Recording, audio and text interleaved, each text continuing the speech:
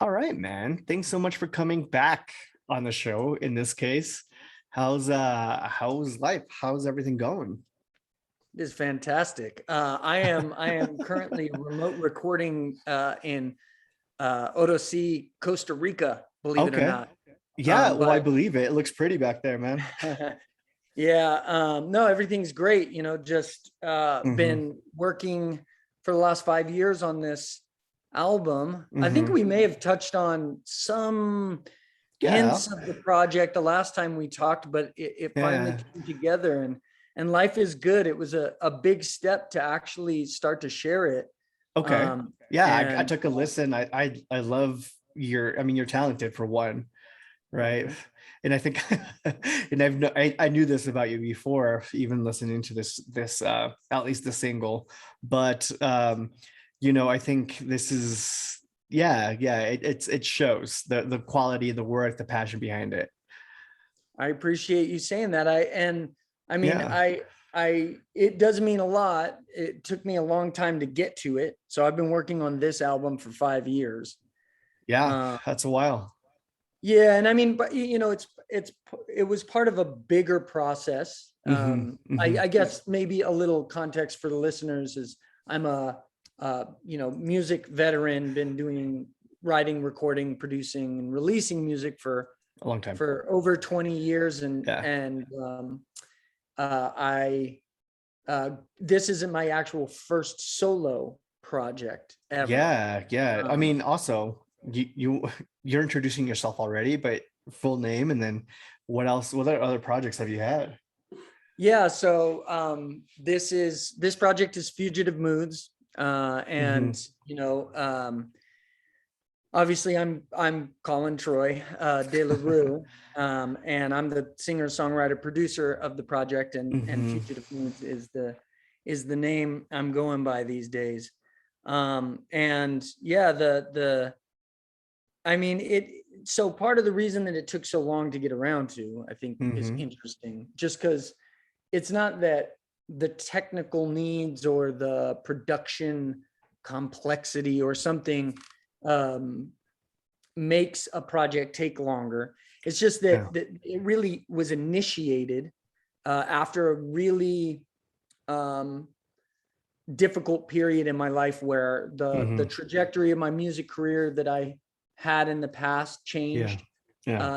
and a lot of those, well, all of that momentum stopped, and I had an upheaval in my personal life Hmm.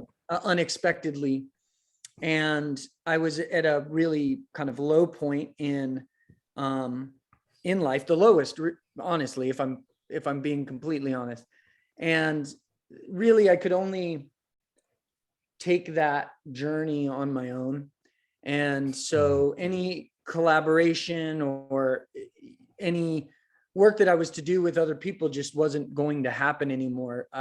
It was just a path I had to walk myself. And so music was a big part of the process of understanding my new life as a single parent, the end Hmm. of my former collaboration and career. And so little by little things were coming together. Yeah. And I almost released some stuff a couple years ago, and I'm glad I didn't, because just that bit Yeah. more time and that bit more maturing and a little bit more healing really allowed the project to develop in a way that I couldn't be more grateful for. That's, you touched on a lot of really, really great stuff there, especially around the process, right? The creative process. So, and I think I might have touched on this before. I've touched on it with like a ton of artists in general. And sometimes I feel, I mean, there's good art regardless, but that turmoil and even kind of like the healing, which is in itself kind of like a breaking apart of oneself to heal, is a big contributor to, I would say, I hesitate to say it, but I will, good art, right? How much of that do you, I mean, would you say that's true for you? And did that contribute Absolutely. here? Okay, that did. Yeah, Okay.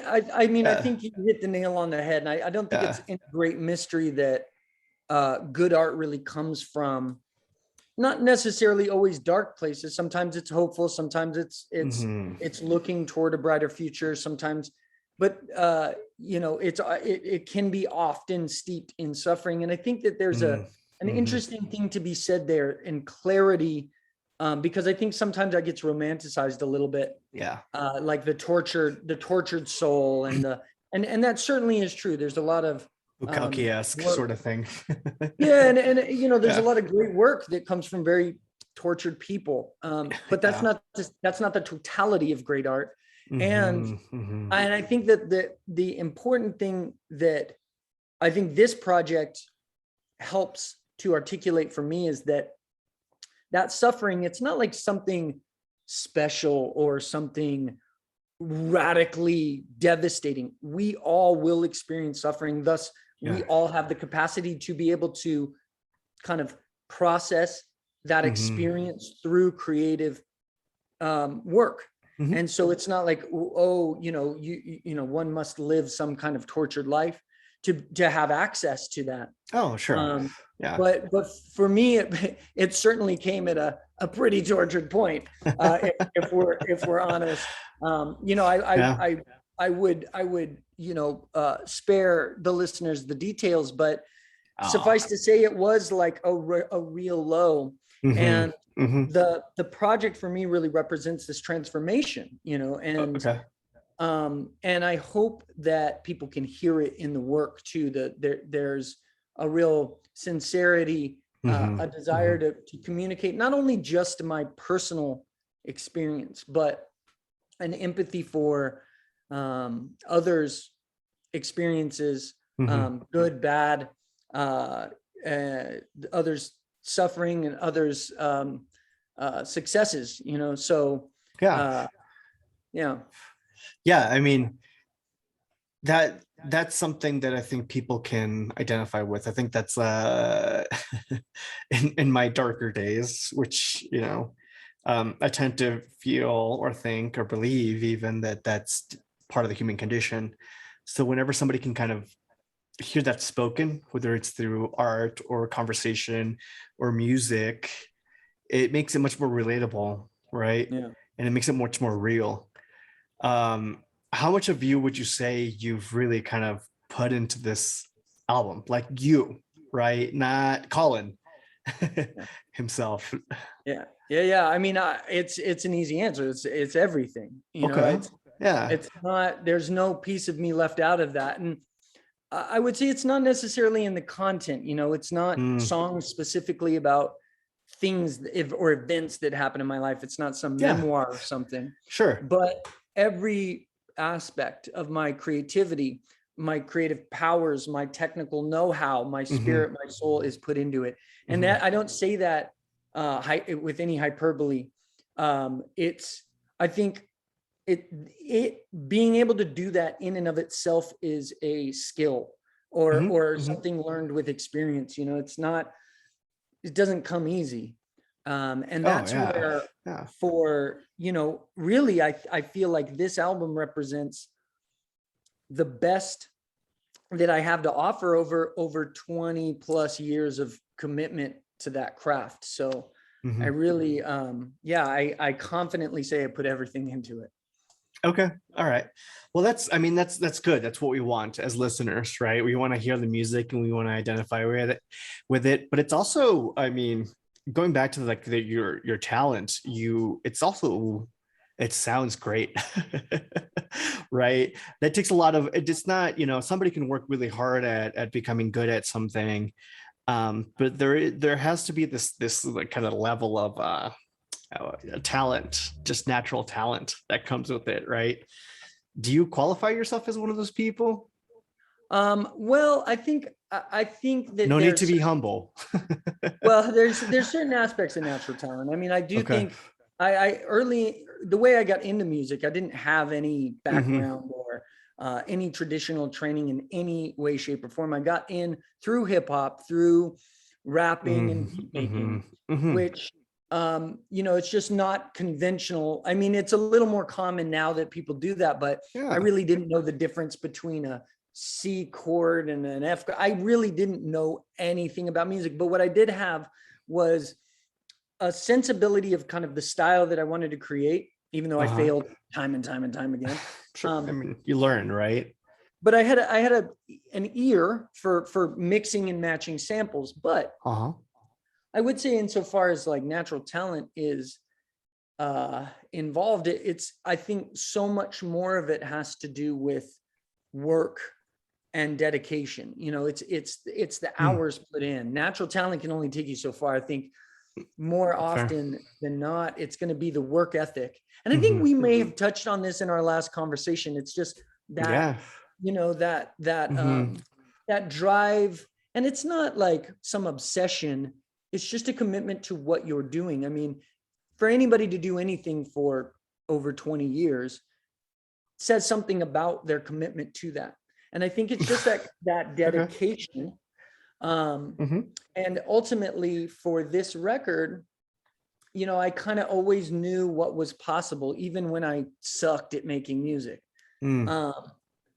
And through that experience and through that through those failures, I've been able to tap into a certain focus and vision, which I was able to express in this record for myself, and hopefully others will be able to hear that. Yeah, I mean, you say you even when you sucked, right? Like, and I still might. I'm not. That's up for you to decide. Well, I don't think that's the case. But like, did you know that then? That I sucked? Yeah. Okay. And no, no, you didn't. So like, the ignorance to that kept you going. Yeah, that's why I'm so acutely aware that I may still be such a fool to have convinced myself that this record is good. No, I mean, I think that, yeah, there is some, you know, cognitive dissonance or something that goes on, or, you know, or I don't know, but I think as a creative person though, you're always orbiting around that emotional core or what you're trying to access, because I think in music or any other art form, there's this, the reason that it's important is that we're trying to communicate things that are otherwise difficult to communicate. Emotions don't make words easily.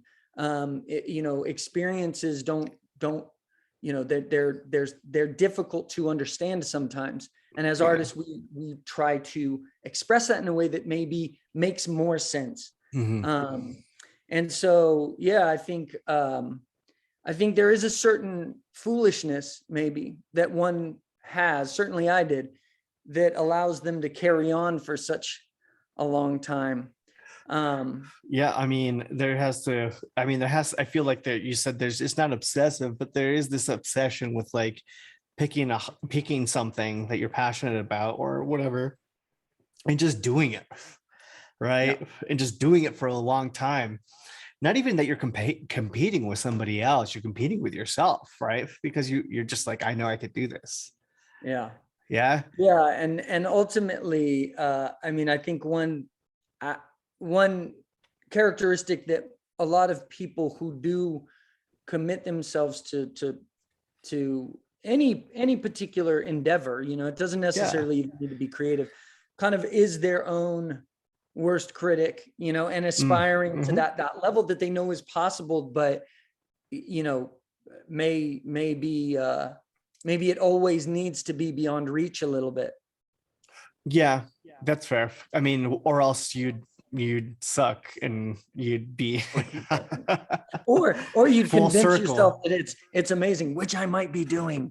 I'm not sure. No, there's a level of humility that you have. And I think, you know, it's, I think you, again, I'll say it again, and maybe you're fishing here. I don't know, but you're talented. I am fishing. I know I am fishing. And you said it sounded good. And I was fishing for an opportunity to big up a really important collaborator in terms of just the sound and the sonic space. Even though I wrote and produced and recorded all the music myself, there's one individual who must take credit for that sound, just the quality of audio. I mean, obviously a lot goes into mixing and production, etc. But Travis Hill at In Phase Productions in town did the mastering for the record. And I've been so lucky to encounter a couple really key collaborators that added these extra special ingredients that just put, in my opinion, this record over the top for me. That's good. And Travis is one of those. And when you listen to it in earbuds or on your laptop or in a great system, it sounds fantastic. And that's something I couldn't have done on my own, for sure. I mean, it takes a village, right? So that's really good. I was under the impression that there weren't very good places to record here. Well, so I did all the recording myself in my home studio. And if Okay. people have a peek at my Instagram, they'll see some little beat videos and get to see the home studio. And, you know, I think we were touching on even just process stuff. And that's something that I think means a lot to me for this record, is that the vision or aspiration for what you want to create from a technical standpoint, right? Not just the expressive, creative part, but, you know, there are techniques involved and craft involved and tools involved in that process. Although they've come a long way in recent years in terms of what you have at your disposal in a home studio, it's still really limiting. And I don't have the resources to go into big studios and produce the kinds of records you know, that I would like to. I have to be resourceful. I have to use what tools I have at my disposal. And I'm really proud to say that record was written, produced, and recorded in my home in Albuquerque. And I really stand by that. And I feel that it's an accomplishment that I'm really proud of in terms of how it was able to come together ultimately. Well, that's really good, man. You know, and I think knowing that you're like an actual person just following kind of this dream, you know, and wanting it, you'll do what you need to and build it out in your own home or garage, right? Like I am. You're not waiting for the studio to open up. You know, you made your studio, and I think that's a very important kind of thing to highlight as well, especially for the quality that did kind of come out of this from all this effort. What are you doing down in Costa Rica? Kind of a left turn there.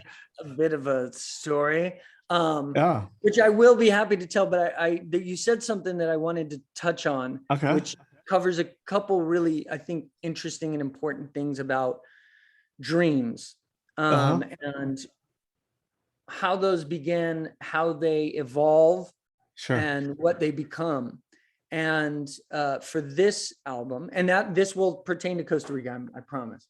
For this album, I had to do a lot of soul searching for the content. I was completely having to repair and understand my life in a completely new way. I had to you know, discover new aspects of myself, my own independence, and a lot of things. So there was a deep emotional, you know, kind of essence to it all. And we were remarking on some of the decisions of release and how to release the project. And, you know, I did a lot of soul searching. So not only was it there in terms of the kind of necessity of the catharsis of the creative part, but it also did inform the way that I approached releasing the record. And even though we're on the verge of these walls being publicly available as the first single, my debut single, which will be available worldwide on all streaming, blah, blah. It's at the time of this recording. Yeah, I have it up right now. So yeah. Not only is it that, but you know, I had to really evaluate what I wanted. You know, for so long I was seeking, you know, to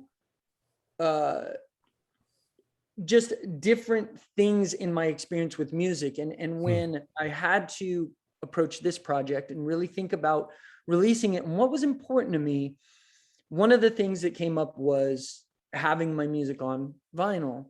And just because my experience sampling records as being the beginning of my kind of musical adventure, and the worlds that those vinyl records exposed to me and how valuable that was and how much it transformed me.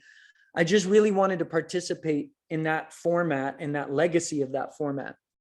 And so when I evaluated what was important, you know, I didn't prioritize streams on Spotify, even though you can stream it there. I didn't prioritize that. I really said, you know what, this is what I want. This is my dream. I really, it's not an embellishment. And so instead of trying to make the biggest splash I could with the album, or just try to be on the magazine covers or be, you know, this person or that person, I decided that to really make that dream come true, that I would really connect personally with people that had been fans of my music or knew me personally. And so I engaged in a pre-order campaign for a limited edition vinyl run, which is still going. I'm running out of things now, and it's gone beyond close people and it's public now. But and I was able to get enough sold to put the record into production. So it's currently in production. Only 100 will ever exist. That's all I needed. I didn't need 100,000. 100 of those vinyl records to me is worth 10 million streams. Like I will, that's a legacy that I'll get to keep something, you know. Yeah. And so coming to Costa Rica, you know, I think I have a good model for like how to dream. And part of the reason that I'm here now is I'm actually joined by my mother, who's, well, I can see her in the other room. She's staring at me, wondering what I'm about to say. But no, you know, we actually came here to celebrate her 71st birthday. And after, you know, raising me as a single mom and getting her degree in medical school in her 50s, and then retiring, we're here and we visited Universidad para la Paz in Ciudad Colón. And she's considering a master's degree and moving down here after that visit. So we came for that and to celebrate her life, her birthday. And maybe I can squeeze in a little celebration of my own life in there too. But that's why we're here. Well, happy birthday to your mom. So I mean, this is all good, you know, and I'm glad you're down there with family. Family is so important. You have a child yourself, and it's you have two. Yeah. Okay, you have two children. So I feel that, man. You know, trying to, you know, being a good father and then working on your passion. It's hard. It's difficult, but you're doing it, right? So it's not nothing. And I like the idea of the vinyl. I mean, at any concert I go to, I buy the vinyl myself. Oh, really? It's instead of getting a t-shirt, you know, I get the vinyl. And for me, I think it's I remember it. And I think I find it so interesting that we went full circle right back to it. Right. I have a lot of thoughts about that. Yeah. I mean, it doesn't get as easily scratched. It's there's the ritual behind it. I have my record player right here. You know, I like placing it on, flipping it, the whole thing. I mean, what were you thinking about that? Well, I mean, I've been a vinyl fiend since the late 90s, like when it wasn't in vogue, you know, I mean, I have thousands of records in my collection, and many of which I got for free because people were giving it away then. I mean, you could literally get crates of vinyl and people are just like, here, I don't want to lug this around. And, you know, and that's what really gave me my music education, was a lot of those records, anything from like Broadway show tunes to jazz and rock and roll, which I didn't really know anything about. I knew what was on the radio and hip hop basically. And so vinyl taught me all of that, like, you know, esoteric, I don't know, Nepalese chanting you'd find on these weird vinyls. They have all of it. Yeah. Thrift stores, right? Zen meditation record, which vinyl collectors out there will know this purple record. You saw it everywhere back then. And I've seen a few. Yeah. So, you know, that's a big part of the format, is just that kind of personal, emotional, musical experience. But also there's something really, I mean, I think a lot about value in the world, like what value you're Mm, creating, and not just value in terms of the kind of money you can obtain, but mm, the kind of value that you create. And it's my belief that music is one of the most valuable things that we have as human beings. And we're mhm. only kind of new to recorded music in a lot of ways. And Yeah. this infinite flow of new music through our Mhm, ear holes, literally right next to it in earbuds through mhm. streaming, albeit great. And there's so much new music getting created that's wonderful. I'm part of that. But Yeah. it disassociates the listener from the value of the music. Yeah, I agree. And so the vinyl, Yeah. when you spend money on a vinyl, and it's not just the money, it's like the investment into the artist, the analog thing, it creates more value in that experience. It connects you deeper to the music. Mhm, mhm. And in addition to all of that, it's analog. So quite literally, in 1,000 years, if somebody were to find a record and could put a needle and figure out how to play that thing, Yeah. it will make noise. Mhm. Like, it's not a CD that requires all this other infrastructure for. The record itself with a Is little the horn music. on it Yeah. will make noise. And Yeah. that just, it's so magical to It's me. I wild, mean, right? Yeah. yeah. Yeah, no, I love that too. It will, and like you say, legacy, it will exist. It exists. It'll exist out in the world. And it'll Yes. be whether somebody keeps it or they give it away in crates to somebody else, it will exist forever. Yeah. And I mean, Yeah. what's, in the Voyager, right? There's Mhm. a gold record still spinning like past Pluto right now. Like, talk Yeah. about legacy. Like, I Yeah, wanna that's do true. that. That's pretty cool, man. That's awesome. I mean, I wish I could knock out podcasts on but it's I don't think it works that way. I mean, they used to do comedy on vinyl, so I guess there's always room for that. I Uh, love that you planted that seed. I'll think about that. We'll circle back around. If a light bulb goes off, well, I'll hit you up. I mean, I got the equipment, so let's do it. But yeah, I think I'm curious, what exactly, what was your favorite part about this album, like making it? And is there a song that you just really connect with? Yeah. So there's so many favorite things Hmm. that I could share.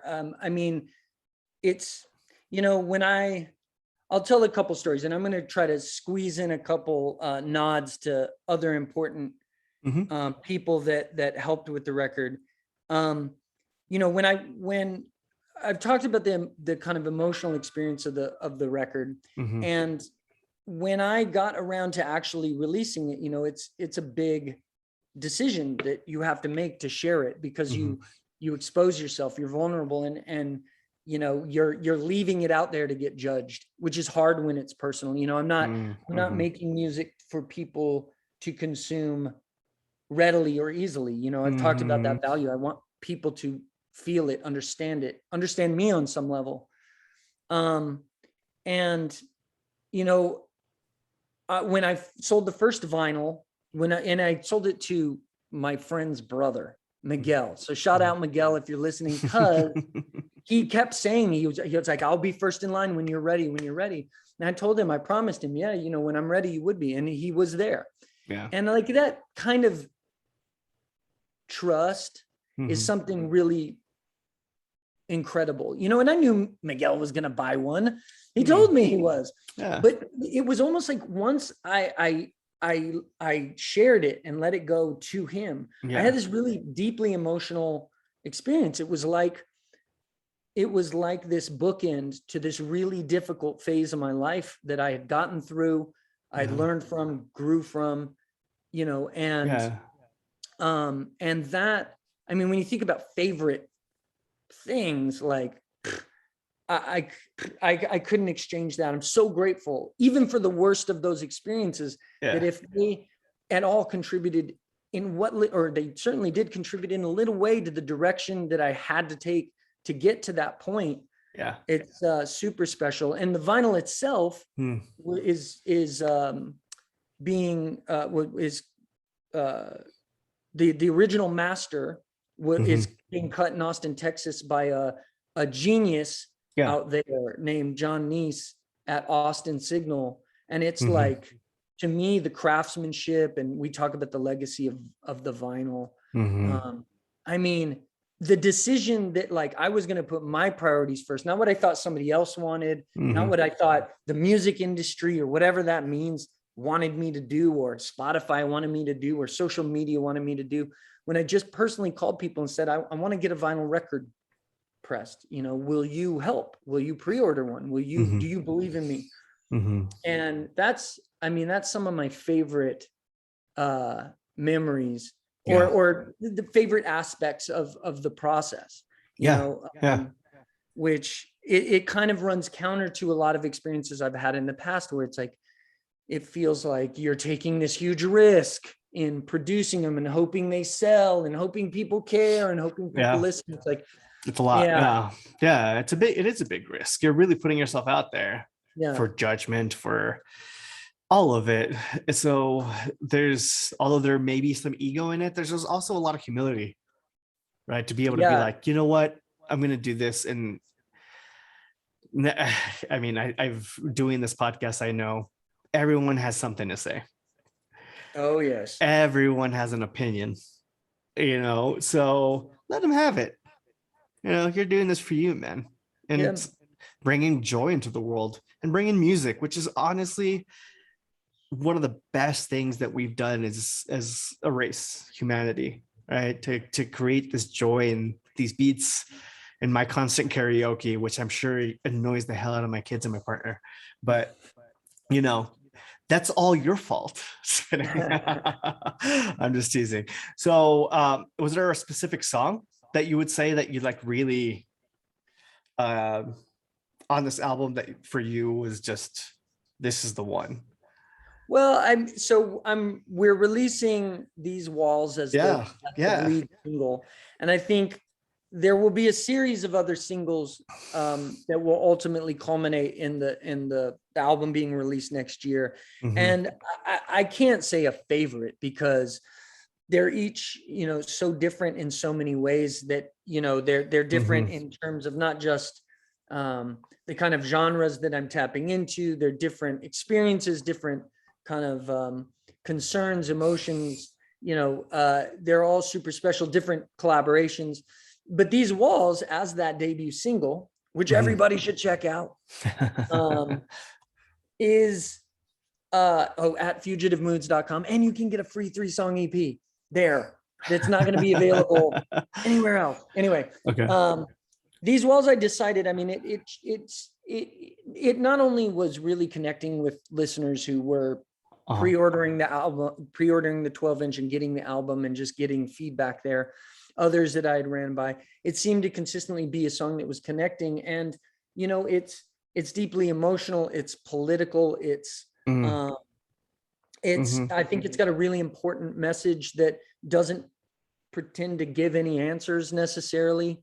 And I think just a song that I very much believe in, Hmm. and I felt like was the best way to introduce Fugitive Moods to the Okay. world. Yeah. Okay. That's awesome, man. This is really great. I mean, people can go to fugitivemoods.com to check it out.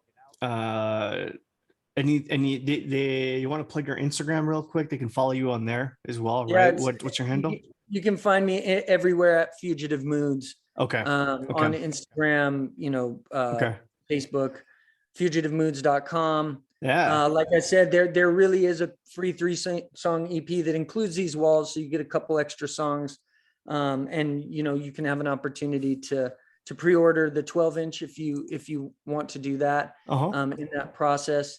And yeah, and look out for more. I'll be kind of putting a few singles out leading up to the album, and Okay. hopefully hopefully your listeners can share their opinions with me and let me know what they think of These Walls.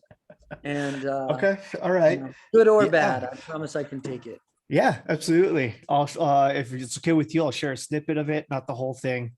you're gonna have to go to the website to check it out, folks. Yes. But otherwise, it's been great, man. I appreciate you coming on. Hold tight. I'm gonna hit pause here, but you guys who are listening, thank you so much for listening. And again, Collin Troy. Thanks so much for coming on. Hey, thank you.